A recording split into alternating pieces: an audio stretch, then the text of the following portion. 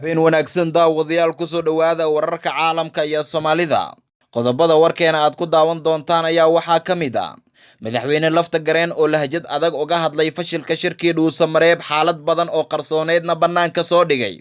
Ururada bulshada rayidka oo ka goostay Villa Soomaaliya lana saftay Jubbaland iyo Puntland. xasan sheekh oo ka hadlay doorashada arrimaha kiiska badda ee Kenya, farmaajona ku tilmaamay kaligii talis xukunka isku dhajinaya. Joe Biden oo xil culus u magacaabay Ilhaan Cumar. iyo sidoo kale waxaad warkeena ku daawan doontaan xog gaar ah oo ku saabsan yaa tanaasuli doona farmaajo iyo Axmed Madoobe marka dhowaan shir ay isugu yimaadaan. waa habeennimo Jimco ay sii baxayso, Sabtina ay soo galayso. taariikhdu waxa ay ku asteysan tahay 12 bisha Febraayo sanadka 2021. warkii oo dhan aynu ku horeynay madaxweynaha maamulka Koonfur Galbeed Soomaaliya ayaa waxa uu sharaxaad dheeraad ka bixiyay hanaankii uu u fashilmay shirkii dhuusamareeb 4 oo ay dadaalo badan geliyeen hoggaanka Soomaalida, iyo weliba isagoo bannaanka soo dhigay xaalado badan oo qarsoona oo la xiriira dhinaca shirkaasi iyo waxyaabaha ku gadaana iyo waxyaabaha warbaahinta aysan ka warqabin ee shirkaasi aadka loogu hadalhayay dhowrkii maalmood ee uu ka socday caasimada dowlad goboleedka Galmudug ee dhuusamareeb.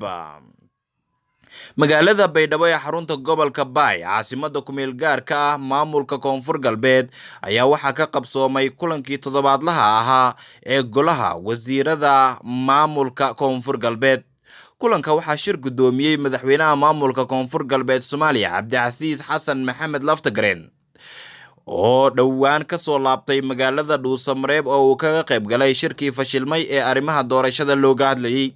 madaxweynaha Koonfur Galbeed Soomaaliya Cabdicasiis Xasan Maxamed Laftagareen ayaa waxaa si adag uga hadlay shirkii fashilmay ee dhuusamareeb uga qayb galay iyo go'aanada maamulkiisa ee ku aadan xaaladda dalka xilligan uu marayo.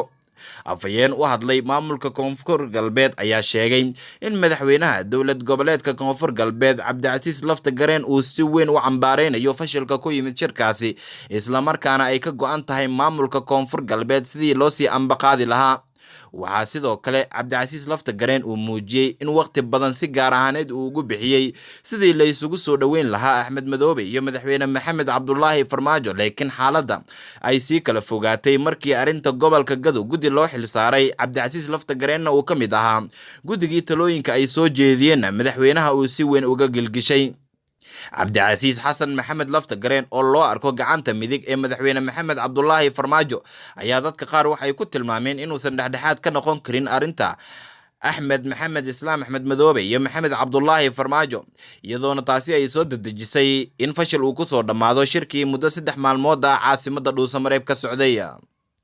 ururada bulshada rayidka ayaa ka goostay dhinaca Villa Soomaaliya iyagoo taageeray mowqifka siyaasadeed ee doorashada la xiriira ee maamulada Jubbaland iyo Puntland. ururada bulshada rayidka ayaa ka hor yimid qorshaha ay wado dowladda Soomaaliya ee ah in shirka looga arinsanayo arrimaha doorashooyinka lagu qabto magaalada Garowe ee caasimada maamulka Puntland, waxayna ku baaqeen in shirkan uu ka dhaco magaalada Muqdisho. ururada bulshada rayidka ah waxay soo jeediyeen in shirka lagu qabto Muqdisho loona ogolaado inay xubno ku yeeshaan, sidoo kalena saamileyda siyaasadda qayb ka noqdaan, shirkana uu noqdo mid dhammaystiran oo loo dhan yahay. qoraal ay soo saareen ayay ku sheegeen inay tahay in la ilaaliyo xasiloonida nabadda dalka, sidoo kalena qof walba uu qaato mas'uuliyadiisa la xiriirta in dalka nabadiisa uu ka qayb qaato, qofkii qaadan waayana lala xisaabtamo.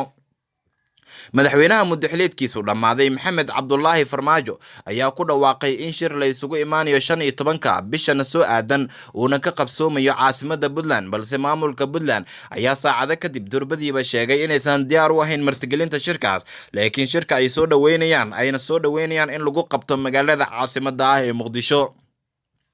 Jubbaland ayaa sidaas si lamid ah waxay soo dhaweysay shirka madaxweynaha uu ku baaqay, waxaana ay ka soo horjeesteen in shirka uu ka dhaco magaalada Garowe, iyagoo sheegay si saamileyda siyaasadda iyo beesha caalamka ay uga soo qayb galaan inay fududahay in magaalada caasimada ah ee Muqdisho shirka uu ka qabsoomo. waxaana sidoo kale tani ay qayb ka noqonaysaa caqabadaha siyaasadeed ee ku gadaaman doorasho loo dhan yahay oo sanadkan ka dhacda gudaha dalka Soomaaliya. Inkastoo hoggaanka Soomaalida aysan weli isku mowqif ahayn, haddana ururada bulshada rayidka ayaa waxay u muuqdaan in iminka ay si toos ah u taageereen dhinacyada qaatay go'aanka la xiriira in shirka uu ka dhaco Muqdisho oo aan lagu qaban meel kale oo dalka ka mid ah sida Baydhabo, Dhuusamareeb ama Garowe. madaxweynihii hore ee dalka Soomaaliya Xasan Sheekh Maxamuud ayaa ka hadlay xaaladaha adag ee siyaasadeed ee dalka iminka uu wajahayo, sida doorashada kiiska badda ee Kenya iyo Soomaaliya ka dhaxeeya, iyo sida uu u arko in farmaajo weli uu sii dhex fadhiyo villa Soomaaliya. Xasan Sheekh Maxamuud, madaxweynihii hore ee Soomaaliya haddana ka mid ah musharaxiinta madaxweynaha dalka, ayaa ku eedeeyay dowladda uu madaxda ka yahay madaxweyne Maxamed Cabdullaahi Farmaajo inay dayacday dacwadda badda ee u dhaxaysa Soomaaliya iyo Kenya. Waraysi uu bixiyay Xasan Sheekh ayuu ku sheegay Maxamed Cabdullaahi Farmaajo in 4 sano ee lasoo dhaafay uu waqti iyo dhaqaale ku bixiyay kala furfurka maamul goboleedyada halkii uu xoogga saari lahaa dacwadda badda. Dowladda qadiyadda badda kuma mashquulin, waxaana ay juhdi dhaqaale iyo waqti ay gelisay Gado iyo Jubbaland kala furfuridiisa. Haddii ay gelin lahayd dacwadda badda, natiijo ayaa laga gaari lahaa, xukunna waa dhici lahaa, ayuu yiri Xasan Sheekh Maxamuud.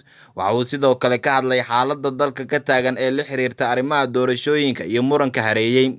Xasan Sheekh ayaa ku eedeeyay dowladda in ay si ula kac ah uga gaabisay in dacwadda badda guul laga keeno kadib markii ay kala dirtay qareenadii iyo aqoon-yahanadii u taagnaa dacwadda badda, isagoo sidoo kale sheegay in doorashada xilligeeda aan ku qabsoomin ee dalka uu mas'uuliyadeeda qaadayo madaxweyne Maxamed Cabdullaahi Farmaajo, welina aysan muuqan dadaal xoogan oo doorasho dalka looga qabanayo.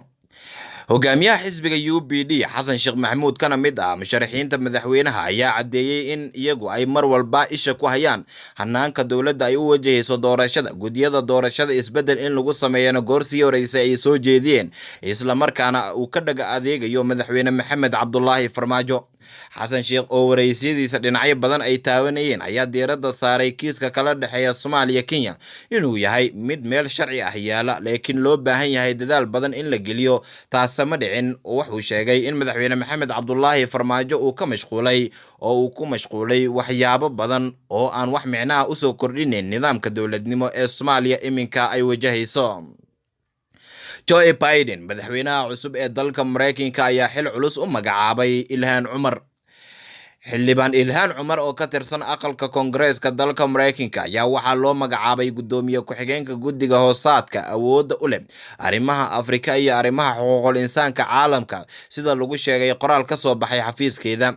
Guddi hoosaadkan ayaa waxa uu ka tirsan yahay guddiga arrimaha dibadda ee aqalka wakiilada Mareykanka. qoraal ka soo baxay xafiiska Ilhaan Cumar ayaa waxaa lagu sheegay in xilkan cusub loo magacaabay maalintii Khamiistii aynu ka soo gudubnay, isla markaana ay si rasmi ah u noqotay gudoomiye ku-xigeenka guddigaas oo lagu magacaabo Guddi hoosaadka Afrika, caafimaadka adduunka, xuquuqda aadanaha iyo ururada caalamiga ah. Waxaa lagu xusay in xildhibaan Ilhaan ay si gaar ah u daneynayso inay kormeerto arrimaha gargaarka caalamiga ah iyo siyaasadda dibadda ee Afrika.